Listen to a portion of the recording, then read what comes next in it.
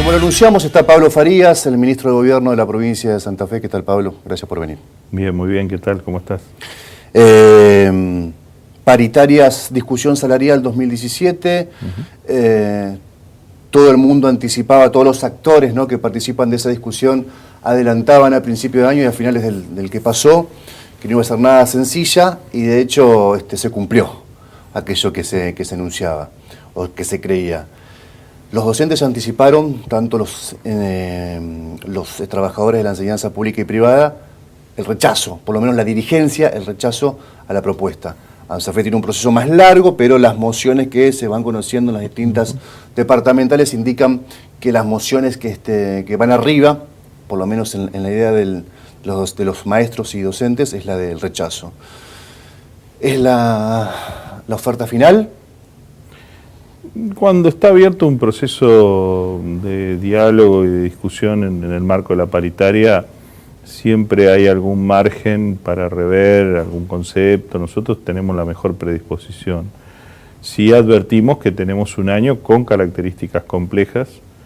No es caprichoso, no es caprichosa la oferta que hacemos. Es una oferta que tiene, por un lado, la explicación de una previsión aproximada, con todas las dificultades que en este país tenemos para poder proyectar inflación, pero por lo menos está considerando la proyección de la inflación de este año. Inclusive lo estamos haciendo por encima de la proyección que se maneja oficialmente, ¿no? Pero que inclusive hay muchos economistas que coinciden o que hablan de muy pocos puntos de diferencia. Es decir, hay una coincidencia, y lo demuestran los índices de inflación de los últimos meses, que hay una tendencia a la baja, lo digo así con mucha cautela, tendencia a la baja de la inflación. Pero inclusive lo que el gobernador ha dispuesto de tener una cláusula de actualización automática de los salarios.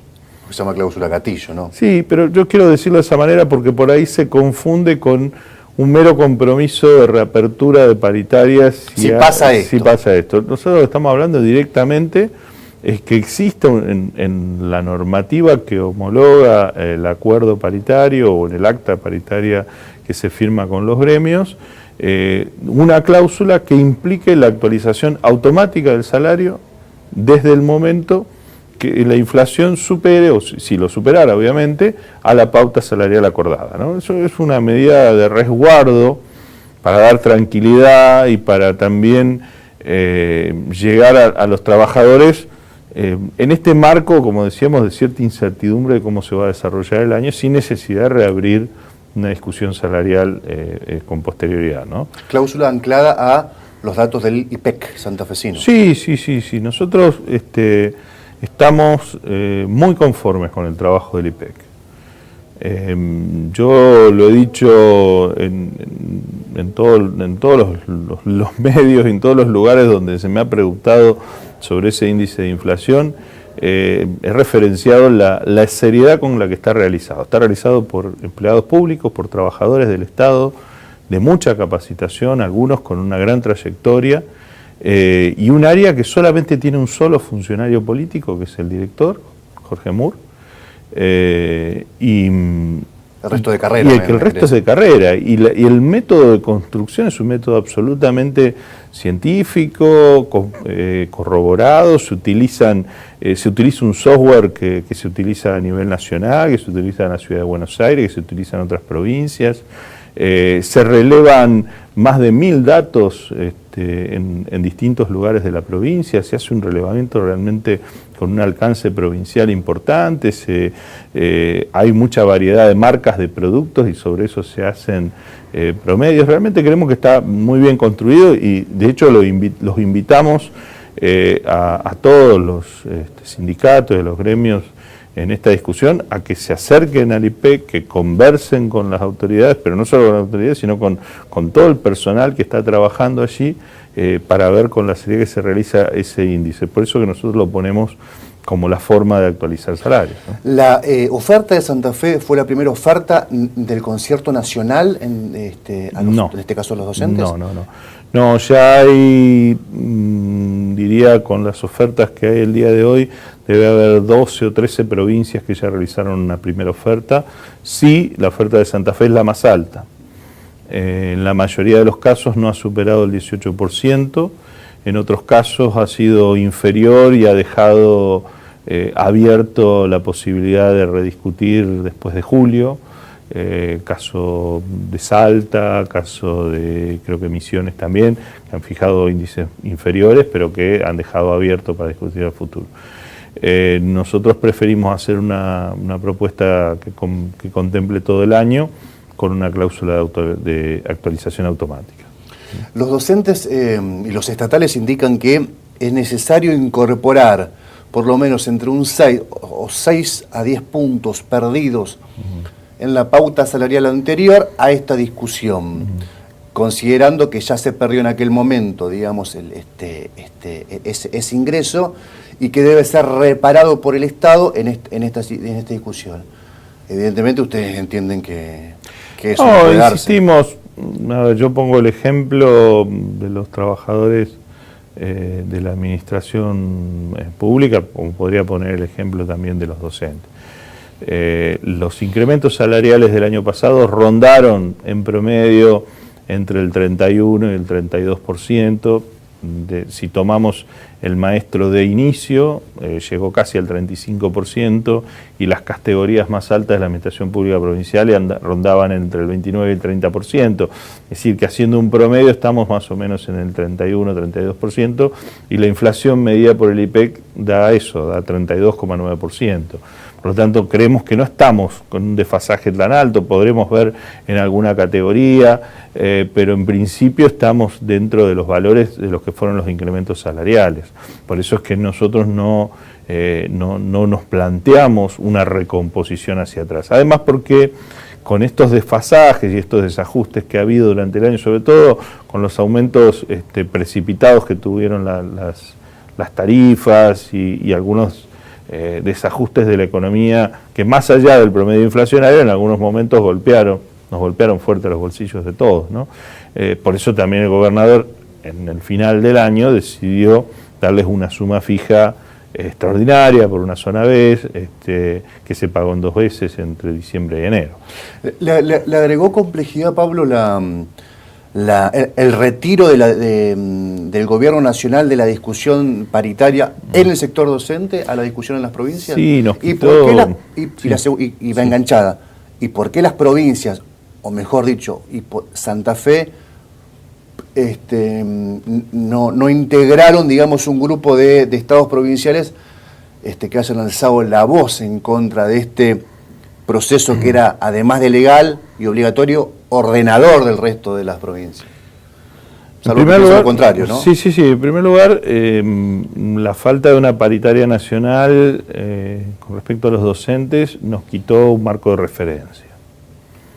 Lo hubo el año pasado, más allá de las dificultades que se plantearon, y lo hay en todos los años. Se parte de allí una referencia que establece un piso salarial para muchas provincias que pagan sueldos docentes muy bajos, y para las que pagamos los sueldos más altos, entre los que está la provincia de Santa Fe, sirve de una referencia porque te define, por ejemplo, en cuánto se va a incrementar el Fondo Nacional de Incentivo Docente, que forma parte del salario de los maestros, ¿no? Hoy no tenemos ese dato. Bueno, hay un compromiso, hay una pauta presupuestaria de ajustarlo en los valores de la inflación, pero lo cierto es que no está discutido en una paritaria nacional y fijado de esa manera como debe hacerse legalmente. Respecto de lo otro, hubo reuniones de gobernadores, hubo por parte del gobernador Lipschitz declaraciones muy concretas y muy claras en este sentido, de que el gobierno nacional debía llamar a la paritaria. Es más, nosotros cuando llamamos e iniciamos la discusión paritaria lo hicimos en cumplimiento de la ley y marcábamos claramente esa diferencia de que nosotros estamos cumpliendo la ley y que a nivel nacional no se está cumpliendo. Evidentemente ha sido una decisión del presidente Macri que que, bueno, no sé cómo va a desenlazarse, no sé si la va a sostener indefinidamente, si, como dice Bullrich, va a esperar que pasen las medidas de fuerza y va a convocar allí Esteban Bullrich, ¿no? Claro. Sí, el ministro de Educación. Bien, por eso nos quitó ese marco de referencia, nos da una mayor complejidad desde ese punto de vista en la discusión, y también nos carga a las provincias tener que realizar estas discusiones sin un marco de homogeneidad, ¿no? A ver, es difícil discutir con situaciones muy distintas y establecer paralelos cuando las situaciones son muy distintas. Hay provincias que pagan sueldos docentes muy bajos o que la integración de los salarios tiene altas sumas no remunerativas. Digo, nosotros que tenemos un salario blanqueado, que pagamos un alto nivel salarial, sobre todo los docentes, digo, no nos sirven referencias como a veces surge provincia de San Luis, que no publica cómo integran sus salarios, o inclusive otras provincias Formosa, Mendoza. Sí, o algunos que pagan normalmente bonos. Hay provincias, como la provincia de Corrientes, que tiene incorporado el pago de un bono todos los meses a mitad de mes, ¿no? Todo en negro, digamos. Sí, como una suma adicional que se le paga a los trabajadores y prácticamente no hacen paritarias, actualizan esa suma y listo. Digo, hay situaciones muy diferentes, entonces al no haber una referencia nacional es difícil compararse con otras provincias y nosotros tenemos que tomar los datos de las previsiones que tenemos a nuestro alcance, ¿no? Ese 19,5 es presupuesto puro provincial, digamos, hasta lo que claro, se sabe. Sí, absolutamente. Cuando antes la composición era en un 90 o tal vez más % el presupuesto provincial, más el plus. Más un porcentaje lo que determine el aumento de Nación del FONIT. Y para otras provincias, no es el caso de Santa Fe, el fondo compensador docente, ¿no? Que les permite a muchas provincias pagar los sueldos, no solo los aumentos, sino pagar directamente los sueldos. No es el caso de Santa Fe, que tiene una fortaleza presupuestaria en ese sentido, ¿no? Es junto a la discusión salarial, son varios temas de agenda, pero la crisis, lo que se podría denominar la crisis provocada por la lluvia en gran parte del territorio santafesino, los principales dolores de cabeza o preocupaciones del gobierno? Fundamentalmente lo ha sido el mes de enero y este mes de febrero, ¿no? que acaba de terminar. ¿Por qué? Porque primero se nos da una segunda crisis o emergencia hídrica en la provincia en muy poco tiempo, con una recurrencia de muy pocos meses. Segundo, que no fue adecuadamente pronosticada. Y esto lo sabemos todos. La emergencia hídrica anterior se venía anunciando hacía más de un año, ya mediados de 2015 se hablaba del fenómeno del Niño, que iba a impactar fuertemente en el verano y que iba a tener sus consecuencias en el otoño del 2016, y fue así. Y ahora se hablaba de un contraciclo que se denomina La Niña, el fenómeno de La Niña, y es más, se hablaba de sequía. Algunos pronósticos para estas épocas hablaban de que podía venir una fuerte sequía en toda la zona. Con lo cual, no es que nos agarró o nos tomó desprevenidos, sino que al no tener la advertencia suficiente, no pudimos hacer alguna cuestión específica que hubiera ayudado a enfrentar la crisis. La prevención existe, los sistemas de protección civil funcionaron a la perfección, la provincia estuvo presente en todas las emergencias. Pero evidentemente en términos económicos nos golpeó muchísimo la producción, fundamentalmente en la región central de la provincia, así como en algunas localidades y ciudades del sur de la provincia fue muy fuerte en los cascos urbanos y hubo evacuados. Llegamos a tener en algún momento durante el mes de enero 600 evacuados. En la parte central de la provincia no afectó tanto lo urbano como sí lo rural, y particularmente el sector tamero claramente ha sido el más afectado. Hoy ha sido importante hoy que la legislatura, la Cámara de Diputados, le haya dado sanción definitiva a la ley que nos permite armar este fondo lechero este fondo de asistencia en general a la producción, pero en particular a los productores tamberos, porque realmente algunos están en una situación desesperante. ¿Y cuándo el texto de la ley se transforma realmente en una ayuda al productor? Inmediatamente, porque nosotros estamos esperando esta ley ya hace 2 semanas, y que fue anunciado hace 15 días por el gobernador el fondo. Inmediatamente se mandó el proyecto a la legislatura, se votó primero en Senado, hoy se hizo lo propio en diputado, pero ya en estas 2 semanas hay funcionarios y trabajadores del Ministerio de la Producción y del Ministerio de Economía que han estado recogiendo datos, armando solicitudes, carpetas, para salir rápidamente con la ayuda, así que yo creo que ya la semana que viene se van a estar instrumentando las primeras ayudas. La realización de obras estructurales como canales, ¿no? Siempre uno denomina al trazo grueso lo que seguramente tiene más complejidad técnica para explicarlo. ¿Excede es una intervención que debe ser regional, nacional, que exceda a la provincia de Santa Fe, o la provincia dentro de su territorio puede llevar adelante obras que morigeren el efecto de la lluvia en sus campos? No, a ver, las responsabilidades allí son concurrentes. Hay obras que necesariamente tiene que realizar la Nación, por ejemplo, lo que tiene que ver con el escurrimiento que va de una provincia a otra, por eso nosotros estamos trabajando en conjunto con la provincia de Córdoba, pero también le pedimos a la Nación una asistencia específica en canalización de algunas cuencas que se comparten entre la provincia de Santa Fe y la provincia de Córdoba.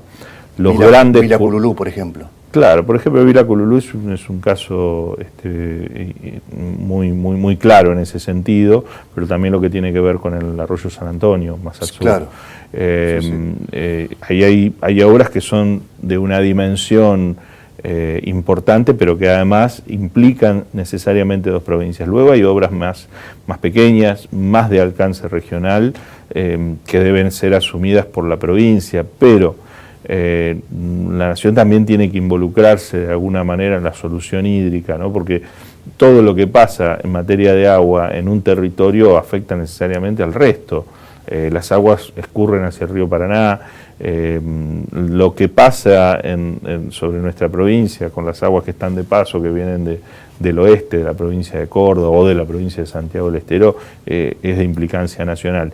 Y además también porque en definitiva los efectos, yo diría, negativos o fuertemente negativos hacia la producción no son solo de incidencia provincial. De aquí sale un gran porcentaje de la producción agropecuaria de todo el país. Así que la afectación de esa producción impacta en todo el país, por lo tanto es imprescindible que haya un compromiso también de la Nación en este sentido, ¿no?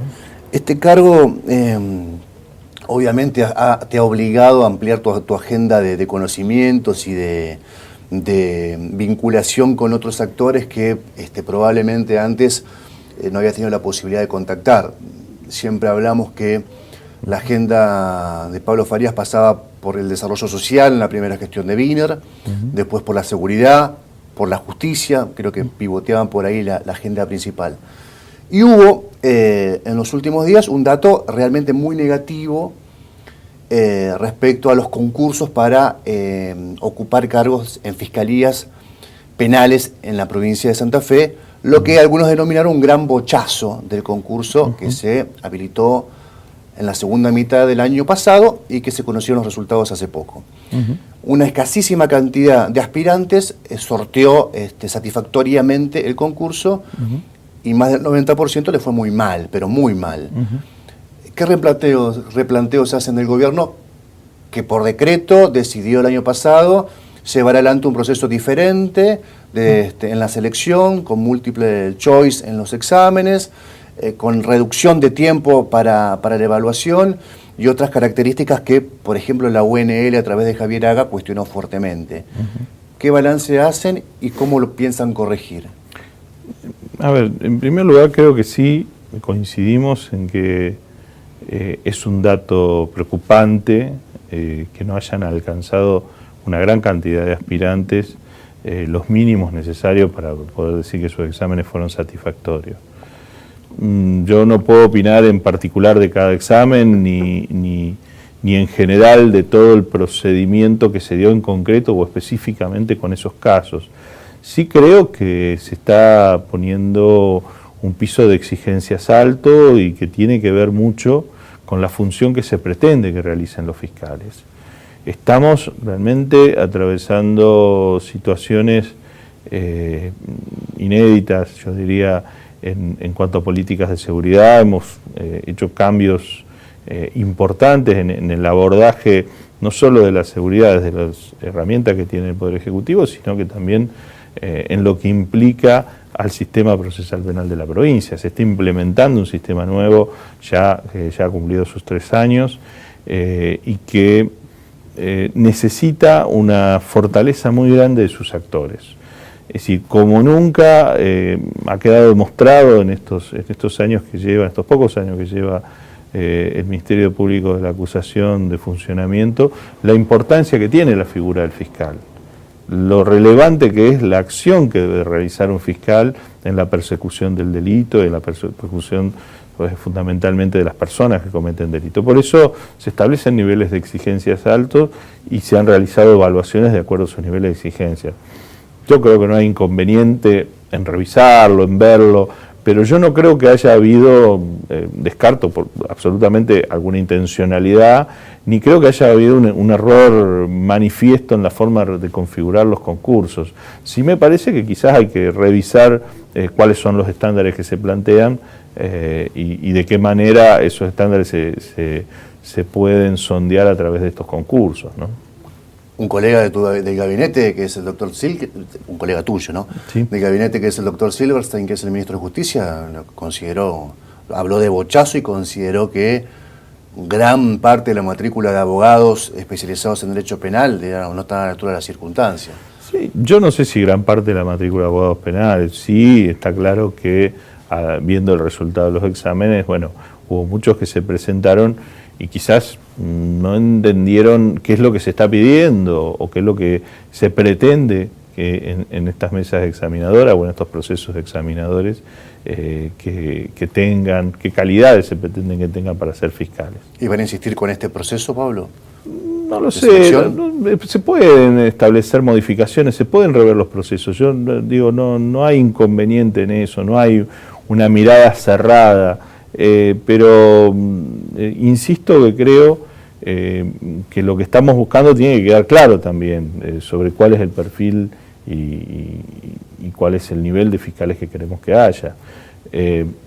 Insisto, yo no digo que la gran mayoría de los abogados penalistas de esta provincia no estén capacitados para ser fiscales, pero sí nos preocupa que tengamos los mejores fiscales, porque lo necesitamos una persecución más eficaz y con resultados más satisfactorios respecto de la actividad del Ministerio Público de la Acusación. El año pasado, una oportunidad, por lo menos lo más inmediato que recuerdo, la oportunidad de completar algunas salas de la Cámara Penal de Santa Fe. El criterio del gobernador fue el criterio que la Constitución le asigna, la discrecionalidad de elegir en un orden de mérito al que considera más capacitado, más idóneo, etcétera. No fue así. No fue así. De hecho, el primero en la lista... Sí, pero, a ver, se siguió un orden de mérito y las personas que en ese orden de mérito no se fueron salteando, había una razón objetiva.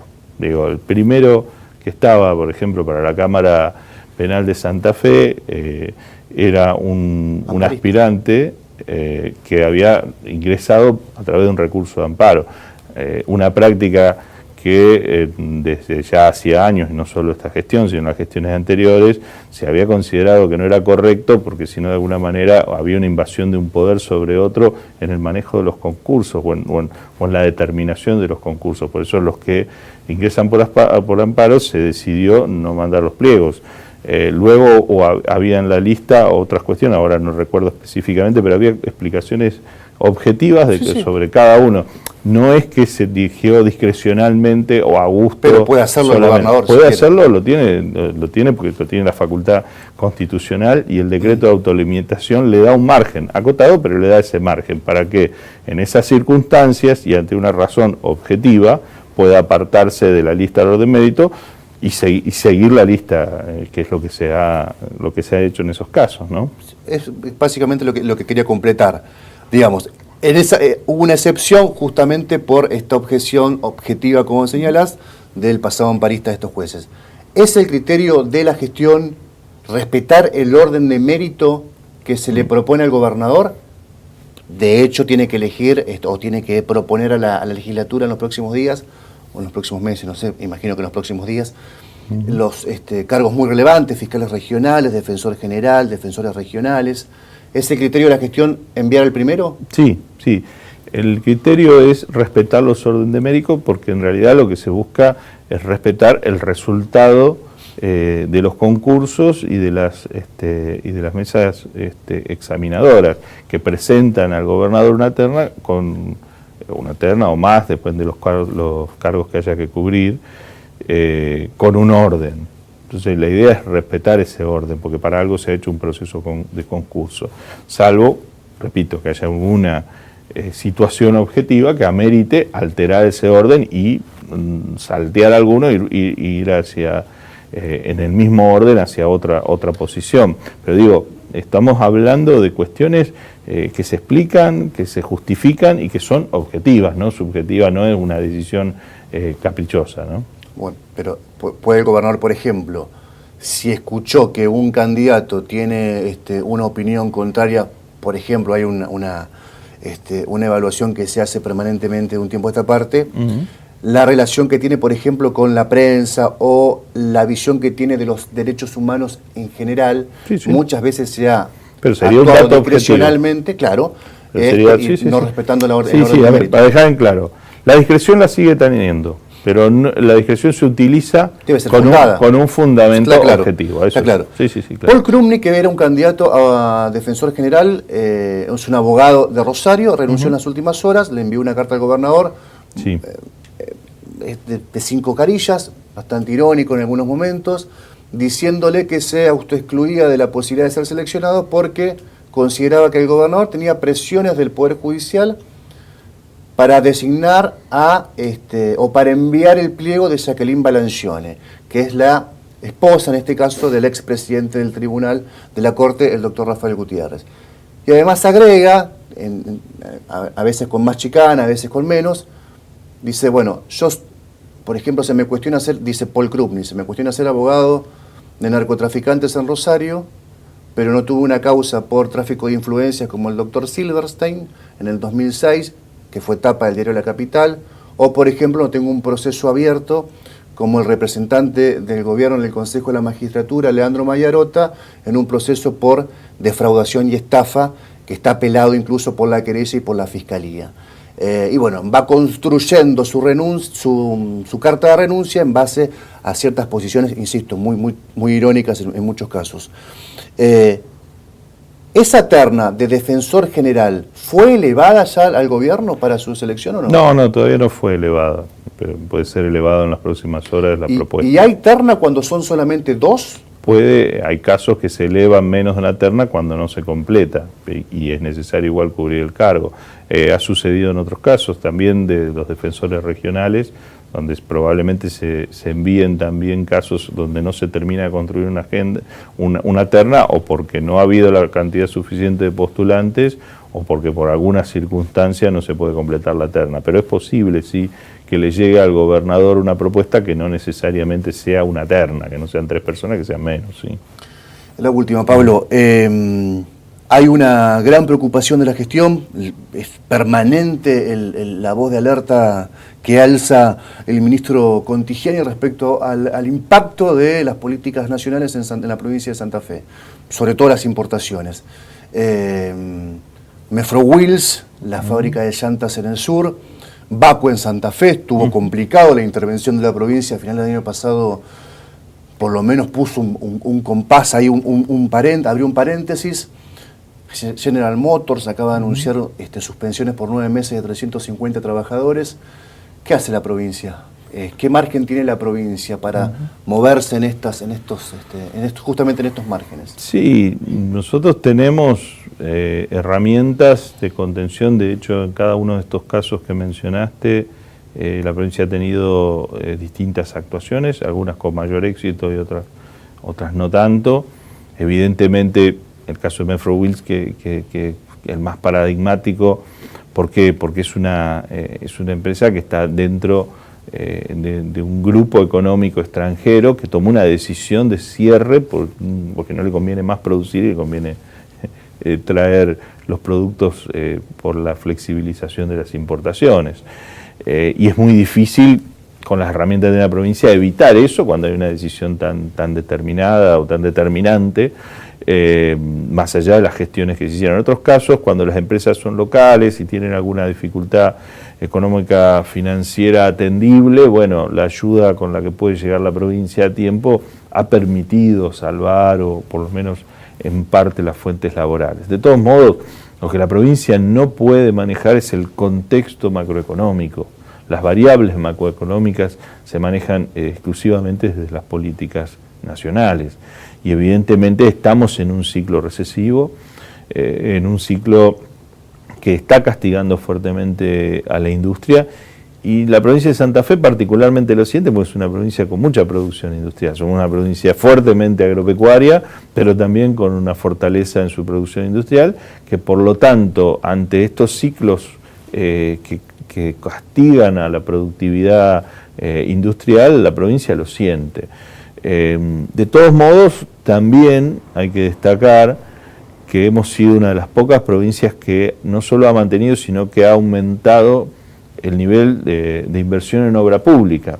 Y eso ha permitido generar una suerte de fuentes de trabajo que ha sostenido durante el año 2016 el empleo registrado en la provincia. Prácticamente no ha tenido modificaciones. Entre diciembre de 2015 y diciembre de 2016 tenemos prácticamente la misma cantidad de empleos registrados. Estamos hablando de empleo en blanco. El empleo informal seguramente se ha reducido, pero el empleo formal no. Y igual ha habido modificaciones, porque tenemos claramente un registro en algunos sectores donde se ha reducido el empleo, pero como hemos sostenido y aumentado algunos tipos de empleo, por ejemplo vinculado a la construcción, esto se ha mantenido. De todas maneras nos preocupa mucho el escenario económico, lo ha dicho el gobernador Lifschitz, inclusive en el día de ayer y el día de hoy, con posterioridad al discurso del presidente Macri. Hay muchas de las cosas que el presidente manifestó que no han tenido la fortaleza o la suficiente o el suficiente desarrollo como para entender cuál va a ser la política concreta que va a permitir lograr esos resultados que se anunciaban casi como eslogan. Eso nos preocupa. ¿De qué manera llevar a la práctica ese cuadro de buenas intenciones, de buenos anuncios, pero con muy poco sostén en las políticas concretas, ¿no? Cada vez que un periodista dice la última, siempre está mintiendo. No, casi siempre miente. No hay Esta problema, sí es la última. No hay problema. ¿La Nación informó a la provincia de Santa Fe si le va a pagar el retroactivo por la detracción ilegal de fondos de ANSES que le debe? Ayer el gobernador Lifschitz se reunió con el ministro Frigerio después del inicio de las sesiones ordinarias en el Congreso y por lo menos se trajo una actitud positiva, la manifestación de la intención de empezar a acordar el monto y empezar a pagar este año de algún modo, ¿no? Nosotros somos flexibles en cuanto a los modos en que pueden llegar esos recursos a la provincia, digo, pagarlos con bonos, en algunas cuestiones bien concretas que pueden ser vinculadas a obras que la provincia tiene que hacer, pero bueno, se abrió una luz de esperanza de las posibilidades de que esto se concrete. Veremos si realmente es así, ¿no?